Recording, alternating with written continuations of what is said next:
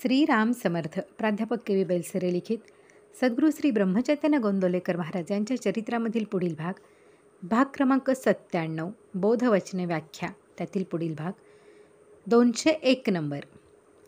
परमात्म्याची ओळख करून घेणे ही खरी जीवनाची सुरुवात आहे. 202. परमात्म्याच्या स्वरूपाबद्दल संशय असणे याचे नाव अज्ञान होय. 3. अविद्या हेच अज्ञान होय. 4. जे खरे नाही ते खरे आहे असे वाटणे याचे नाव अज्ञान होय.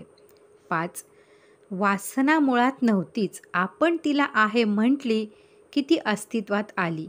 आता ती नाही असे आपण म्हटले की ती नाहीशी होईल. 6. जो आपली विषय वासना कमी करून आपल्यामध्ये नामाचे प्रेम उत्पन्न करील तोच खरा सद्गुरू होय. 7. जो मान घ्यायला योग्य असून मानाची अपेक्षा करीत नाही तोच मान द्यायला खरा योग्य समजावा. 8. ध्येयाचा अखंड ध्यास याचेच नाव स्वाध्याय होय. 9. भगवंतासाठी एकच दान खरे आहे, एकच दान खरे आहे आणि ते म्हणजे आत्मदान होय. 10. ज्याच्यामुळे दुसऱ्याच्या हितामध्ये घात घडतो अशी कृती करणे हे हिंसेचे लक्षण समजावे. 11. भगवंताच्या आड येणाऱ्या वस्तूची हिंसा करणे ही अहिंसाच होय. 12. आपण आपल्या स्वार्थाकरता आणि बडेजावाकरता लोकांचे मन दुखावतो ही हिंसाच समजावी. 13. स्वतःच्या विकारांवर ज्याचा ताबा चालतो तो श्रेष्ठ होय. 14. दोष सांगणे आणि बोलणे हे हीनपणाचे लक्षण आहे. 15. ज्या विद्येने स्वतःचे हित कळत नाही ती विद्या नसून अविद्याच होय. 16. प्रपंचात सुखी होणे म्हणजे भगवंताचे होणे होय. 17. दुसऱ्याचे मन दुखावणे म्हणजे भगवंताचे मन दुखावणे होय. 18. मी करता आहे ही प्रपंचातली पहिली पायरी आहे, तर राम करता आहे ही परमार्थातली पहिली पायरी आहे. 19. चवीला बळी न पडता जरूर असेल तेव्हा आणि तेवढेच खाणे याचे नाव सात्विक आहार होय. 20. ज्याला दुसऱ्या कशाची जरूर नाही ते अन्न सात्विक समजावे, उदाहरणार्थ दूध भात. 21. 5 जणांपासून सुख मिळवण्याचा मार्ग म्हणजे प्रपंच आणि एकापासून सुख मिळवण्याचा मार्ग म्हणजे परमार्थ होय. 22.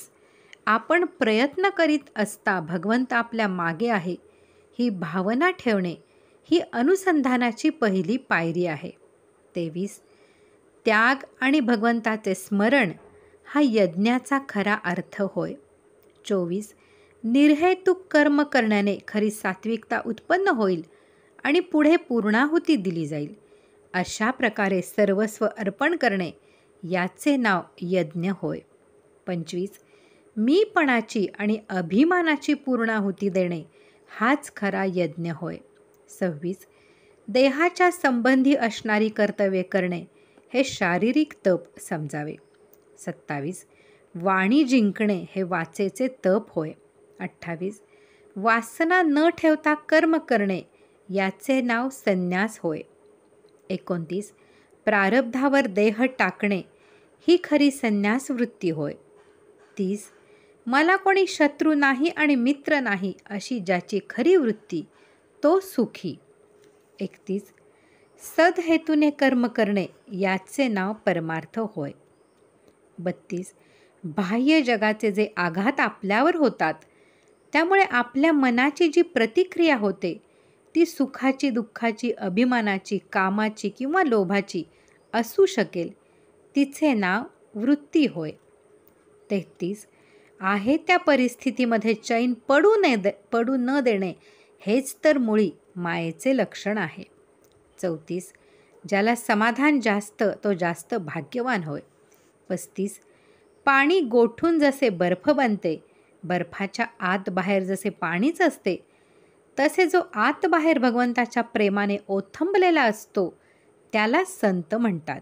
36. समाधान हाच खरा पैसा, हीच खरी श्रीमंती, हेच खरे भाग्य आणि हेच खरे ऐश्वर्य होय. 37 पैसा हे मायेचे अस्त्र आहे. 38 स्वार्थ म्हणजे द्वैत आणि परमार्थ म्हणजे अद्वैत होय. 39 तपश्चर्या म्हणजे चिकाटी होय. 40 उपाधिरहित जो मी तोच भगवंत होय. 41 जे आनंदरूप करते ते खरे प्रेम होय. 42 शुद्ध भावना म्हणजे मोबदला न घेण्याची किंवा फलाशा सोडण्याची इच्छा. 43 ज्या दानाची आठवण राहत नाही ते दान खरे होय. 44 नामस्मरण म्हणजे तू आहेस मी नाही ही स्थिती होय. 45 देवावर सर्व सोपून निश्चिंत होणे हेच अनुसंधान समजावे. 46 वासना बरोबर हवे पण अधिक नको पण. 47 भक्ती बरोबर अखंड नामानुसंधान. 48 प्रयत्नांती परमेश्वर या म्हणीचा अर्थ असा आहे की प्रयत्न करणे हे आपले कर्तव्य आहे, परंतु त्यात यश देणे वा न देणे हे देवाच्या इच्छेवर सोपून आपण मनाने शांत राहावे. 49 आत्मज्यो बरोबर तज्ज्ञान ज्योत. 250 सद्गुरू म्हणजे मूर्तिमंत नाम होय. 51 देव आपल्याला आणि आपल्या कृतीला पाहतो ही जाणीव असणे म्हणजे ज्ञान होय. 52 मी देवाचा आहे हे कळणे याचे नाव आत्मनिवेदन होय. 53 देव हवा असे वाटणे ही देवाची बुद्धी आणि विषय हवा असे वाटणे ही देहाची बुद्धी समजावी. 54 परावलंबी आनंद तो विषयाचा आणि निरुपाधिक आनंद तो देवाचा होय. 55 आत्मनिवेदन बरोबर देवाला ओळखणे. 56 मन म्हणजे कल्पनांचे मूर्त स्वरूप होय. 57 देव आहे असे निशंकपणाने वाटणे हे ज्ञान होय. 58 देवाची पूर्णपणे जाणीव होणे हाच जगाचा विसर आहे. 59 आपल्यासारखे दुसऱ्याला ओळखणे आणि त्याच्याशी तसे वागणे हा परमार्थ. 60 वासना म्हणजे देवाच्या विरुद्ध असलेली आपली इच्छा. 61 दुराचाराने स्वतःची हिंसा करणे हा आत्मघात होय. 62 कष्टी होणे हा विटाळ आहे. 63 एकाशी योग साधणारा तो योगी समजावा. 64 ज्या दुःखातून आनंद निघत नाही तेच खरे दुःख होय. 65 ज्या आनंदातून दुःख निघत नाही तोच खरा आनंद होय.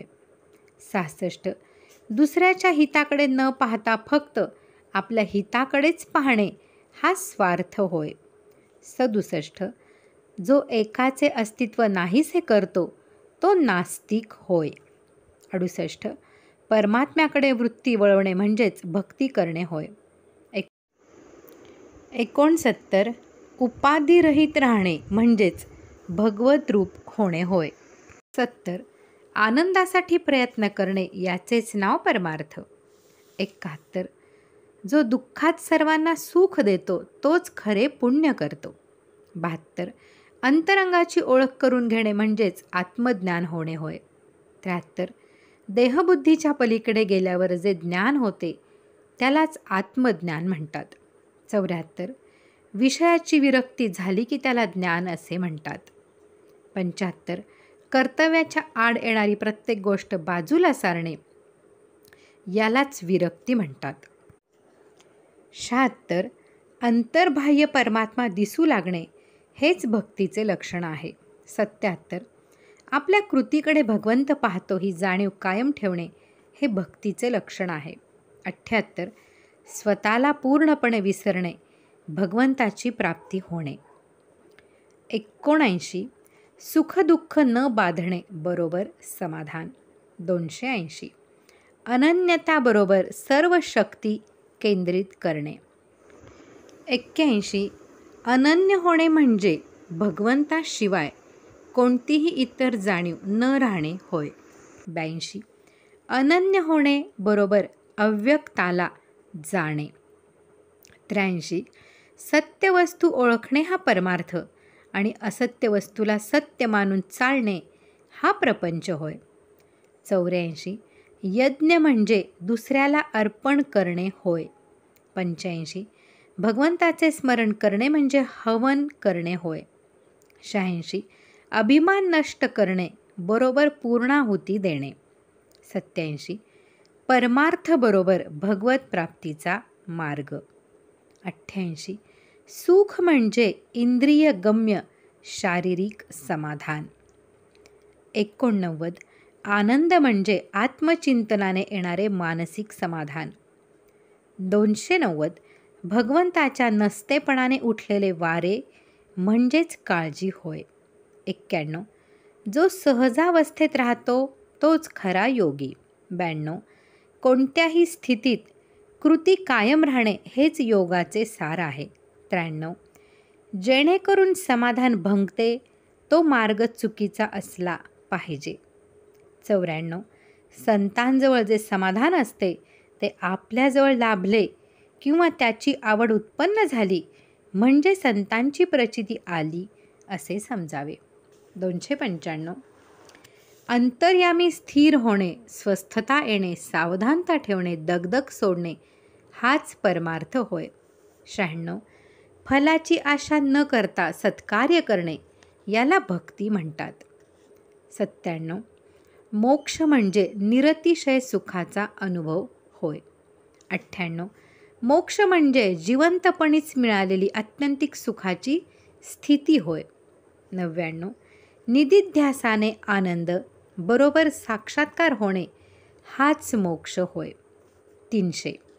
कोणतीही वस्तू अस्तित्वात नसता होणारा जो आनंद तेच परमात्म्याचे व्यक्त स्वरूप आहे. 301. मनापासून एखादी वस्तू हवी असे वाटणे म्हणजे त्या वस्तूचा संग होय. 2. वस्तू आहे तशी न दिसता विपरीत दिसणे म्हणजे माया. 3. माया म्हणजे जी असल्याशिवाय राहत नाही पण नसली तरी चालते, उदाहरणार्थ छाया. 304. जी नाही ती माया. 5. संतांची आज्ञा पालन करणे म्हणजे संत सेवा होय. 6. त्याग बरोबर जे बाधते ते सोडणे. 7. जे आपल्या साधनाच्या आड येते ते सोडणे त्याला त्याग म्हणतात. 8. वैराग्य बरोबर हवे नको पण टाकणे. 9. जे देहात दिसले पण देहात नाही राहिले तेच संत होत. 10. जो उपाधीमध्ये बांधला जात नाही तोच मुक्त समजावा. 11. माया बरोबर अभिमान बरोबर द्वैताचे कारण. 12. ज्याला देहाचे प्रेम नाही तोच खरा बुवा म्हणजे साधू होय. 13. जे कर्म बंधनाला कारण होते ते अज्ञान आणि जे मोक्षाला कारण होते ते ज्ञान समजावे. 14. वैराग्य बरोबर देह सुखाची अनासक्ती. 15. असत्य बरोबर परमात्म्याला सोडून असणे. 16. नित्य असा जो भगवंत त्याच्यासाठी नेहमी जे करणे तो नित्यनेम होय. 17. सत्पुरुषाने आखून दिलेल्या मार्गाने कायावाच्या मनाने जे कर्म केले जाते ते पौरुष होय. 18. जे खरे आहे असे कळूनसुद्धा आचरता येत नाही त्याला अज्ञान असे म्हणतात. 19. भगवंताची शक्ती जेव्हा त्याच्याच आड येते तेव्हा आपल्याला ती माया बनते आणि तिचे कौतुक जेव्हा आपल्याला वाटते तेव्हा ती लीला बनते. पुढे आहे अनुसंधान ही बोधवचने, ते आपण पुढे पाहूयात. श्रीराम जय राम जय जय राम.